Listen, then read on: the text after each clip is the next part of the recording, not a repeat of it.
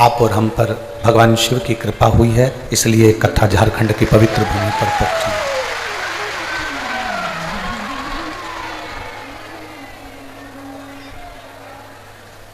इस कथा का जो नाम दिया है वो है पतालेश्वर शिव महापुराण की कथा।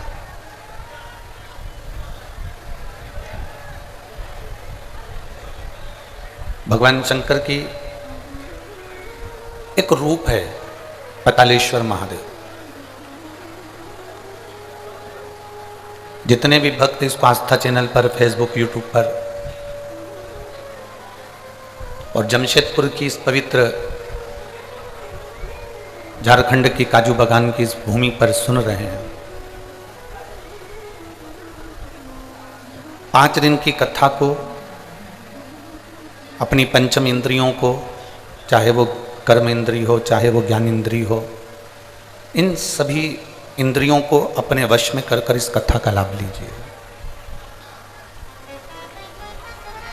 सारी इंद्रियों को वशित करते हुए एक 11वें नंबर की जो इंद्री है मन,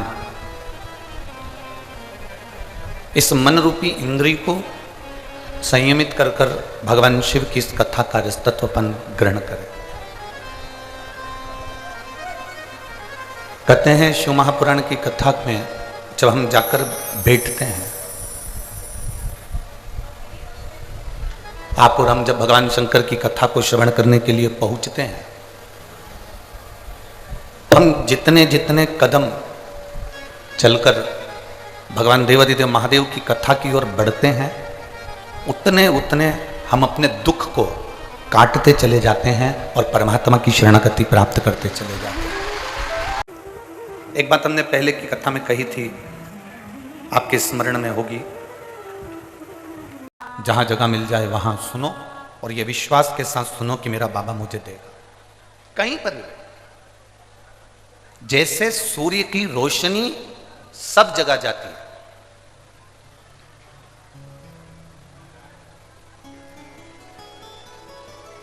सूर्य की रोशनी हर जगह पर जाती है।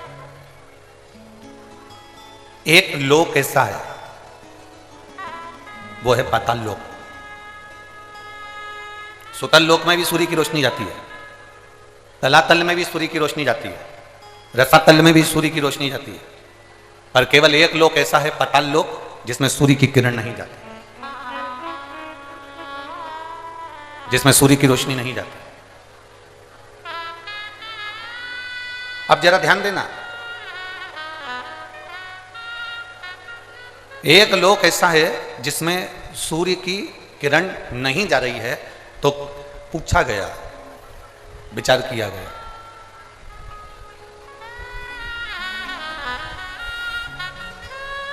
फिर पाताल लोक में प्रकाश कैसे होता होगा, उजाला कैसे होता होगा, पाताल लोक प्रकाशित कैसे होता होगा। सारे लोकों में सूर्य की किरण जाती है, केवल एक पाताल लोक में सूर्य की किरण नहीं जाती। रसातल में जा रही है, तलातल में जा रही है, सब जगह पर सूर्य की किरण जा रही है। बस एक स्थान पाताल लोक ऐसा है जिस पाताल लोक में सूर्य की किरण नहीं, पाताल लोक में सूर्य की किरण नहीं पहुंची। तो किसी ने पूछा कि अगर मान लो सूर्य की किरण इस पाताल लोक में नहीं जाती तो यहां प्रकाश कैसे होता, यहां इतना प्रकाश कैसे होता है? तो शास्त्र कहता है, वेद व्यास जी ने स्कंद पुराण में वर्णन किया कि पाताल लोक में सूर्य की किरण भले ना जाए, पर वहां जो प्रकाश है, वहां जो उजाला है, वो प्रकाश, वो उजाला, जितने पाताल लोक में सर्प रहते हैं, नाग रहते हैं, उन नागों के मस्तक पर जो मणि रहती है, उस मणि का प्रकाश इतना रहता है कि पाताल लोक में सूर्य की जरूरत नहीं पड़ती, वहां प्रकाश ही प्रकाश हो जाता है।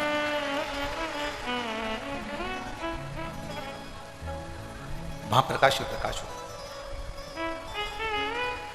अब आप भी थोड़ा सा स्मरण करिएगा, आप भी अपने ध्यान लगाइएगा कि पाताल लोक में भगवान शंकर के वासुकी नाग जो उनके गले में पड़े हुए हैं, पाताल लोक के अगर कोई स्वामी माने गए हैं तो वह वासुकी नाग को माना गया। पाताल लोक का अगर कोई राजा माना गया है तो वह वासुकी नाग को माना गया। पाताल लोक का अगर स्वामी कहा गया है तो वो वासुकी नाग को कहा गया। और वासुकी नाग कहां पर है? भगवान शंकर के जम के बोलो जरा, शिव जी के गले। अब जब वासुकी नाग भगवान शंकर के गले में है और शास्त्र कह रहा है कि पाताल लोक में सूर्य की किरण नहीं जाती, पर पाताल लोक में इतना प्रकाश रहता है, तो वो प्रकाश कहां से आता है? तो शिव महापुराण की कथा कहती है, वेदव्यास जी स्कंद पुराण के अंदर कहते हैं कि जितने पाताल लोक में सर्प रहते हैं, उन सर्प के मस्तक पर मणि होती है, उस मणि का प्रकाश इतना रहता है कि पूरे पाताल लोक में प्रकाश ही प्रकाश रहता है। उसी तरह भगवान शंकर ने वासुकी नाग से, गले में वासुकी नाग को जब भगवान शिव अपने गले में धारण करते हैं, तो वासुकी नाग से कहते हैं, सुन वासुकी, जो मेरे ऊपर जल चढ़ाने के लिए आएगा, जो शिवलिंग के ऊपर एक लोटा जल चढ़ाने के लिए आएगा, वासुकी नाग सुन, उसकी जिंदगी में कितना भी अंधेरा हो, पर अगर वो मेरे शिवलिंग पर जल चढ़ाए तो उसकी जिंदगी में प्रकाश होना चाहिए। आप दिल से उसको पुकारोगे, दिल से सुनोगे, वो दिल से देगा। शिव कह रहे हैं पाताल लोक में सूर्य की किरण का प्रकाश नहीं होता, पर पाताल लोक में अगर सर्प के मस्तक पर जो मणियां लगी होती हैं, सर्प के मस्तक पर जो मणि लगी होती है, उस मणि का प्रकाश। और पाताल लोक के राजा, पाताल लोक के जो स्वामी हैं, वो वासुकी है। और शिव उस वासुकी से कहते हैं कि मेरे ऊपर जल चढ़ाने वाले के जीवन में अंधेरा ना रहे। अच्छा, अब एक बात बताओ, बहुत समझिएगा जरा, जो देख रहे हैं एलईडी पर या टीवी पर या मोबाइल पर या कथा के पंडाल में, बहुत ध्यान देना है। तुम्हारे आसपास वाले कितना भी बोले, चालें, उठें, जाएं, आए, आपको उन पर ध्यान नहीं देना। 5 दिन की तो कथा ही मिली है केवल। झारखंड में तो 7 दिन की कथा होना थी, इतने शिव भक्तों का आनंद है, पर ये 5 दिन भी मिले हैं तो कोई कम नहीं है। इसमें इतनी झोली भर लो कि तुम्हारे जीवन में कोई खाली ना रहे, कभी कमी ना रहे, इतना आनंद पाओ। अब ये शिवलिंग है, समझिएगा, ये जलाधारी है, ठीक है, समझना जरा, ये शिवलिंग, ये जलाधारी और ये धारी। अब कई लोगों के मन में प्रश्न खड़ा होता है, कई लोगों के मन में एक भाव उत्पन्न होता है कि हमारे घर में जो शिवलिंग है, हमारे घर में जो शंकर भगवान का शिवलिंग है, क्या उस पर वासुकी नाग लगाना, सर्प लगाना जरूरी होता है क्या? हमारे घर के अंदर जो शिवलिंग है, हमारे घर में जो शंकर भगवान का शिवलिंग है, उस पर सांप लगाना, सर्प लगाना, वासुकी नाग लगाना जरूरी है क्या? तो बहुत सावधानी से समझिएगा कि जो शिवलिंग होता है, जो शिवलिंग होता है, उस शिवलिंग में भगवान शंकर स्वयं विराजमान है, तो उनके गले में अगर सर्प है तो शिवलिंग में आपरूप सर्प है। शंकर जी अगर रुद्राक्ष की माला पहने हैं तो शिवलिंग में वो रुद्राक्ष का बल है। शंकर जी बाघंबर पहने हैं, शिवलिंग में वो बाघंबर का अंश है। शिवलिंग गंगा धारण करे हैं तो शिवलिंग, भगवान शंकर गंगा धारण करे हैं तो शिवलिंग में वो गंगा का तत्व है। जरूरी नहीं कि तुम्हारे घर में जो शिवलिंग हो उस पे नाग हो। अगर है सर्प, कोई बात नहीं, रखे रहने दो। सर्प नहीं है तो कई लोग कहते हैं चांदी का सांप बनवा लेती हूँ, पीतल का सांप बनवा लेती हूँ। घर में मेरे शिवलिंग है, उस पे सांप नहीं है, मैं सांप रख देती हूँ, सर्प रख देती हूँ, वासुकी नाग रख देती हूँ ना। अगर है तो रखो। शिव महापुराण की कथा कहती है, जिसको रात्रि में सोते समय या सुबह या ऐसा लगता है कि मुझे स्वप्न में सर्प नजर आते हैं, सांप दिखते हैं, कोई मरा हुआ व्यक्ति नजर आता है, उसको लगता है कि कोई डरावनी सी वस्तु नजर आती है, कोई श्वेत वस्त्र नजर आते हैं या कोई सर्प नजर आता है, तो हमारा शास्त्र कहता है शिवलिंग, जैसे ये शिवलिंग है पूरा जलाधारी पर रखा हुआ है, और जो शिवलिंग है, इस शिवलिंग के 5 स्थान ऐसे नियुक्त कर लीजिए। कितने स्थान? 5। चंदन लीजिए, उस पे एक चावल का दाना, एक अक्षत, वो भी चंदन में गीला करा हुआ, पूरा चावल का दाना। 5 स्थान नियुक्त कर लो। एक स्थान ये कर लिया, हमने चंदन लगाया, उसमें चंदन का चावल का दाना लगाया। दूसरा स्थान हमने ये नियुक्त करा, हमने चंदन लगाया, उस पर चावल का दाना लगाया। तीसरा स्थान हमने ये नियुक्त करा, चंदन लगाया, चावल का दाना लगाया। चौथा स्थान हमने ये नियुक्त करा, चंदन लगाया, चावल का दाना लगाया। 5वां स्थान हमने ये नियुक्त करा, चंदन लगाया, चावल का दाना लगाया। बस एक बेलपत्र अशोक सुंदरी वाली जगह पर पहले चढ़ा देना है, फिर ये 5 स्थान पर चंदन की बिंदी और 1 चावल का दाना लगा देना। इस बेलपत्र को उठाकर लाना है प्रदोष काल में। प्रदोष काल सूर्य जब जा रहा हो, चंद्र प्रवेश कर रहा हो, उसको प्रदोष काल कहा गया। उस प्रदोष काल में इस बेलपत्री को भगवान पतालेश्वर महादेव का नाम लेकर खा लेना है। कभी जिंदगी में तुम्हें सर्प का स्वप्न आ ही नहीं सकता और सर्प का भय नहीं हो सकता। यह पतालेश्वर है।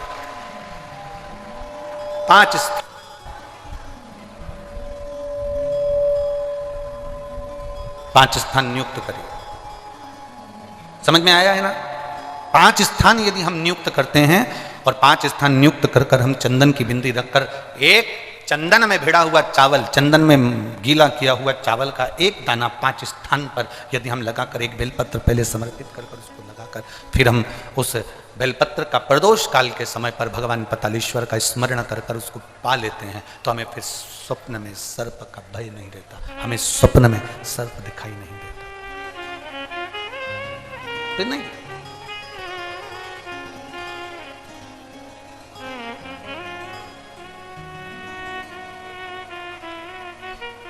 महाराज,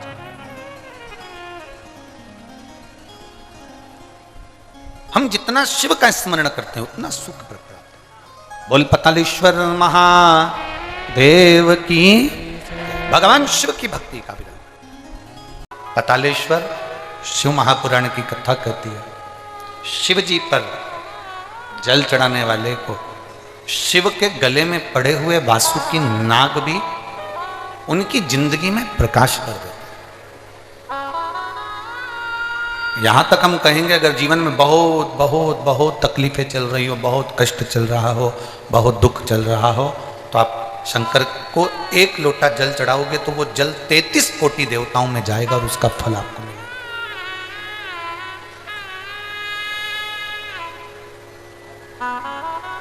आज एक बात और आप लोगों से कहना चाहेंगे पतालेश्वर शिव महापुराण की कथा, और इस बात को प्रत्येक कथा में याद रखना। शिवजी पे चढ़ा जल हमारा बदलेगा कल, यह निश्चित है। वो कल बदल कर ही रहा। देवराज नाम का ब्राह्मण चोरी का धन लेकर भगवान शिव के मंदिर में पहुंच जाता है और वो धन उस मंदिर के अंदर रखकर शरीर में ताप होता है, कष्ट होता है, शरीर में तपन होने लगती है और वो भगवान की कथा सुन रहा होता है। उसको नहीं मालूम कि शिव पुराण का महत्व क्या होता है। जिस दिन संसार का व्यक्ति शंकर भगवान की कथा को समझ गया उसकी जिंदगी वैसे ही संवर जाती। शिवजी पे चढ़ाया गया 1 लोटा जल हमारा बदलेगा। देवराज के स्मरण में नहीं था कि मैं जहां बैठा हूं और पुराण कथा चल रही है, शंकर भगवान की कथा चल रही है और देवराज के कानों में वो कथा पहुंच गई। प्रेशर बढ़ा देता, वो प्रेशर बढ़ा। शिवजी की कथा उसके कानों में पहुंच रही। उसको अंदाजा नहीं था, आपको भी अंदाजा नहीं है। ये जितने लोग यहां बैठे हैं ना, या जितने लोग आस्था चैनल पर सुन रहे हैं, आपको अंदाजा नहीं है कि पतालेश्वर 5 दिन की ये शिव पुराण आपको क्या फल देगा। उतना आनंद का अनुभव हो। देवराज को नहीं मालूम कि शिव पुराण की कथा क्या होती है। वो तो बैठ गया, शरीर में ताप था, उसके शरीर में कष्ट हो रहा था, बैठा कथा सुनी। हर हर महादेव लोग चिल्ला रहे थे, इसको कष्ट था तो इसको अच्छा नहीं लग रहा था। उठ गया, बाहर गया, बेलपत्री के वृक्ष की छांव में बैठ गए और बेलपत्री की वृक्ष की छांव में जब बैठा, कब काल आ जाता है, कब प्राण छूटने का समय आ जाता है, किसी को नहीं मालूम पड़ता। कब प्राण छूटेंगे ये किसी को नहीं मालूम। आप जब शिव जी को जल चढ़ाते हो ना, तो आपके मुख पर एक मुस्कुराहट होना चाहिए। हमने पहले भी कथा में कहा, शंकर को कुछ नहीं दे सकते, आपके चेहरे की स्माइल दीजिए। कर्जा हो गया तो भी मुस्कुराना सीखिए, बीमारी बड़ी हो गई तो भी मुस्कुराना सीखिए।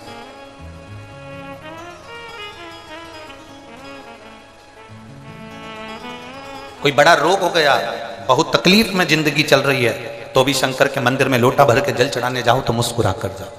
उसको लगना चाहिए कि इसकी जिंदगी में इतना दुख है और इतना दुख होने के बाद भी ये मुस्कुरा कर मेरे सामने आ रही है। जब मैं तेरा दुख मिटा देता हूं, मैं तेरा दुख समाप्त कर देता हूं, वो प्रसन्नता देवाधिदेव महादेव आपके चेहरे पर देता।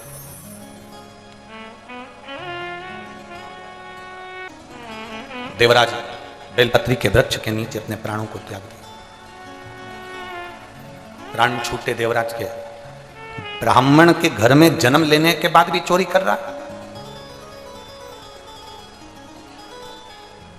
कभी कभी भगवान अच्छी जगह जन्म दे देता है, उसके बाद भी व्यक्ति अच्छा कर्म नहीं कर पाता।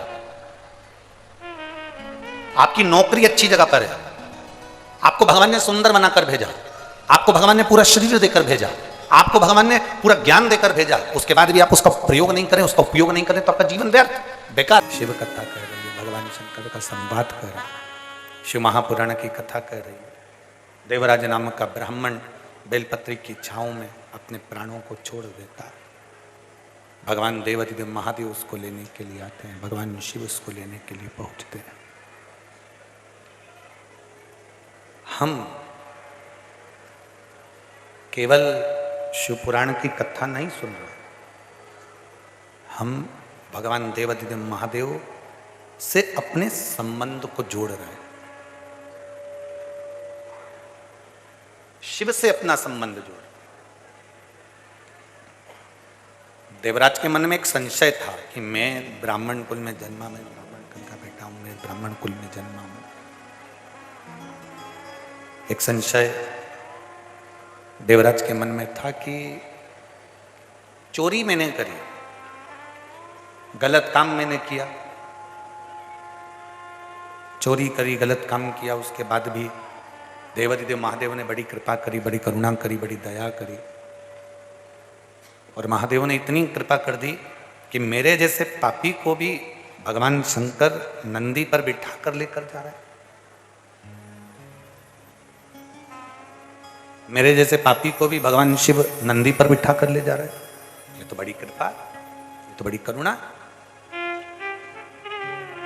अभी यवतमाल जिले में कथा करी वनी में हमने एक बात कही थी, आप लोगों ने सुनी होगी। शिव पशु के भी देवता हैं, शिव पक्षी के भी देवता हैं, पशु के भी हैं, पक्षी के भी हैं। भगवान शंकर पशु के भी देवता हैं, पक्षी के भी देवता हैं, असुरों के भी देवता हैं, गंधर्वों के भी देवता हैं और देवताओं के भी देवता हैं। केवल आप ये ना सुनिए या ये ना समझिए कि आप कहेंगे तो शिव सुनेंगे। शिव सबकी सुनता है।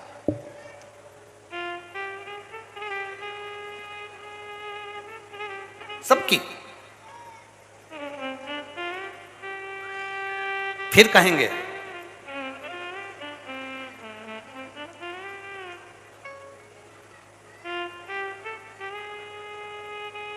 कभी कोई बेलपत्री का वृक्ष सूख जाता है, हरे वृक्ष की जड़ नहीं, बेलपत्री का वृक्ष जब पूर्ण तरह से सूख जाए और कट रहा हो, उखड़ रहा हो, वो बेलपत्री का वृक्ष कहीं लोग उसको लेकर जा रहे हो, तो उस बेलपत्री के वृक्ष की जड़ को रख लेना चाहिए।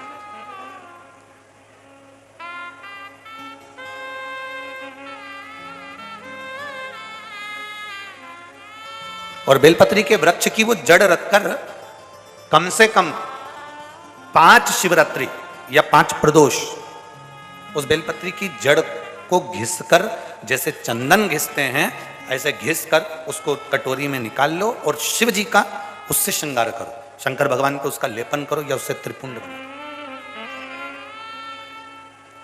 उस बेलपत्र की जड़ का जो तुमने चंदन बनाया है, लेपन करा है, शिवलिंग पर लगाया है, उसको उस शिवलिंग पे से वापस निकाल लो और निकालकर उसकी छोटी छोटी सी गोलियां बनाकर रख लो, छोटी छोटी सी।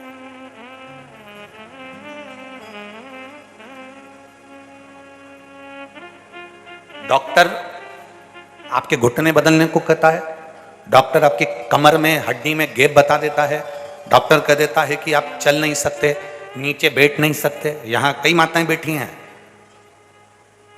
जो नीचे बैठ नहीं सकती थी, तो भी शिव महापुराण की कथा में बैठ रही है, और निवेदन करूंगा 5 दिन की कथा दिल से सुनना और 6ठे दिन जाकर जांच कराना कि तुम्हारे घुटने में और कमर में आराम लगा कि नहीं। जांच जरूर कराना। शिव कथा कर रही है, वो चंदन जो तुमने बेलपत्री की जड़ घिसकर बनाया, और फिर निवेदन करूंगा जरा अच्छे से सुन लेना, आप लोग सुनते कुछ और करते कुछ। जो बेलपत्री का पेड़ सूख गया, ऐसा नहीं कि कोई बेलपत्री के ताजे बेल का या कोई अच्छा बिल्कुल हरा भरा पेड़ हो उसकी तुम जड़ निकाल लो ना, जो पूर्ण तरह से सूख गया, जो पेड़ आखिरी में कहीं लोग लेकर जा रहे हो, उसकी अगर जड़ मिल जाए तो वो जड़ बड़ी। प्रदोष 5 प्रदोष या 5 शिवरात्रि, 5 प्रदोष या 5 शिवरात्रि भगवान शंकर के शिवलिंग पर लेपन या त्रिपुंड लगाना, फिर उसको निकाल कर लाना, उसकी गोली तैयार करना। 15 दिन में एक बार उस गोली को भगवान शंकर का पतालेश्वर महादेव का नाम लेकर पाना। पतालेश्वर महादेव का नाम।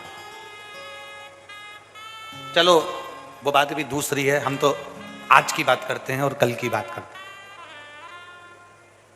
प्रयास करिएगा, शायद फरवरी की जो शिवरात्रि है वो 8 तारीख को होना चाहिए। शायद फरवरी माह की जो शिवरात्रि है वो 8 तारीख को होना चाहिए। अभी हम कल और अच्छे से पता करके देख के पंचांगवश बताएंगे, ठीक है। और मार्च की जो शिवरात्रि आएगी वो आगे उसका भी वर्णन आएगा। 9 तारीख को यहाँ कथा विराम होगी और शिवरात्रि पड़ेगी 8 तारीख। यदि तुम्हें कहीं सूखे हुए जो वृक्ष पूर्ण तरह से सूख गया हो, उसकी जड़ यदि तुम्हारे यहाँ रखी हो, उसको घिसकर उसका चंदन बनाकर शिव का लेपन करना शिवरात्रि के दिन, और उसको निकाल लेना। उसके बाद उसको निकालकर उसकी गोली बनाकर पतालेश्वर महादेव का नाम लेकर उसको पाइएगा। अगली शिवरात्रि आए तो उसके पहले हमें सीहोर में एक पत्र जरूर भेजना कि तुम्हारी कमर या तुम्हारी घुटने में आराम लगा कि नहीं लगा, तुम नीचे बैठ सकते हो नहीं बैठ सकते। अवश्य करें। इतनी टेबलेट खाते हो, इतनी गोली खाते हो, एक बार वो बेलपत्री की जड़ का लेपन करी हो, उसकी गोली का स्मरण अवश्य करें, उसको अवश्य। शिव कथा में भगवान शंकर का संवाद कर, शिव महापुराण की कथा कर, अब दिल से कहेंगे, वो दिल से सुनेगा। देवराज को लेकर भगवान शिव कैलाश पर जाते हैं। बिंदुक नाम का ब्राह्मण चोरी का धन लेकर जा रहा था, एक बाउंड्री से चलकर जा रहा था, कहीं नीचे की ओर कूदा तो पानी में जाकर गिर गया। पानी में गिरने से उसके प्राण छूट गए, पानी में गिरने से उसके प्राण चले गए। पहले भी कथा में कहा है 3 तरह से मरे हुए व्यक्ति का मोक्ष नहीं है। एक पानी में डूबकर मरा हुआ, दूसरा सर्प के डसे से मरा हुआ, और तीसरा स्त्री के हाथ से मरा हुआ। इसकी गति नहीं होती, इसका मोक्ष नहीं है। आप भगवान से प्रीत लगाने का प्रयास करें, आप भगवान से प्रेम करने का प्रयास करें। बिंदुक के प्राण छूट गए, प्रेत योनि में पड़ गया। उसकी धर्म पत्नी चंचुला देवी काशी का दर्शन करने गई और प्राण छूट गए और शिव जी के धाम में पहुंच गए। सखी बनी पार्वती बैठी थी एकांत में बैठी, आंखों से आंसू बहा रही थी। पार्वती जी ने आकर उससे पूछ लिया, माता पार्वती जी ने उससे आकर पूछा, माता पार्वती जी ने उससे आकर पूछा कि तुझे तकलीफ क्या है? कहती है मेरे पति की मुक्ति नहीं हुई, मेरे पति का मोक्ष नहीं हुआ, मेरा पति की गति नहीं। प्रेत योनि में वो भटक रहा, प्रेत योनि में भटक रहा। हाँ, एक काम कर, कोई शिव महापुराण की कथा अगर तेरे पति को सुना दे। मेरा पति कैसे सुनेगा? वो तो प्रेत योनि में पड़ा हुआ, वो तो प्रेत योनि में, वो कथा कैसे सुन सकता है? ऐसा नहीं है। परिवार का कोई एक व्यक्ति भी शिव महापुराण की कथा सुनने के लिए बैठता है, उसके नाना पक्ष में और पिता पक्ष में 71 पीढ़ी के जीव उस कथा में उसके पीछे पीछे सुनने के लिए जाते हैं। 71 पीढ़ी के जीव उसके पीछे पीछे कथा सुनने के लिए जाते हैं। ध्यान लगाना जमशेदपुर वासियों, ए झारखंड के निवासियों, बाबा भोलेनाथ ने अगर शिव महापुराण की कथा जी जमशेदपुर की पवित्र धरा पर भेजी है, बेटी रंजीता वर्मा इस कथा को अगर करा रही है, यजमानों इस कथा को अग्रण्य भाव में कर रहे हैं, आपका काम है भले पंडाल में जगह मिले ना मिले, पूरे ग्राउंड में जहां तुम्हें आवाज सुनाई दे जाए वहां बैठकर भी अगर तुम दिल से कथा सुन रहे हो तो तुम्हारी 71 पीढ़ी परमात्मा के श्री चरणारविंद का रसतत्व ग्रहण कर। कथा प्रारंभ हुई। ईश्वर जी गोरा जी बनकर भगवान शिव और पार्वती पधार रहे हैं। ईश्वर जी गोरा जी बनकर भगवान शंकर कथा के जजमान बनकर कथा श्रवण करने के लिए पहुंचते हैं और बिंदु के प्रेत योनि में कथा श्रवण करते हैं। तुमरुका जी उस कथा को कहते हैं। एक बार ईश्वर जी और गोरा जी के लिए जोरदार ताली बजाकर स्वागत करें। भगवान ईश्वर जी गोरा जी कथा का तत्व आनंद के साथ श्रवण कर रहे हैं। भाव के साथ में आज प्रथम दिवस की कथा यहाँ जमशेदपुर झारखंड में जो चल रही है वो विराम लेर के आनंद में है। कल द्वितीय दिवस इस कथा का लाभ लेने के लिए अपन सब अग्रण्य होंगे, भाव भक्ति से कथा का लाभ लेंगे। जिनके आरती के यजमानों का नाम ले रहा हूं वो मंच पर पधारें। रंजीता जी वर्मा सपरिवार, नीरज जी तिवारी सपरिवार, राजेश जैन जी सपरिवार, सुरेश जी लोधी जी सपरिवार कथा में आरती के यजमान हैं। आप आरती करने के लिए पधारें। 5 दिवसीय कथा का लाभ लेकर अपने जीवन को सार्थक करें। हर हर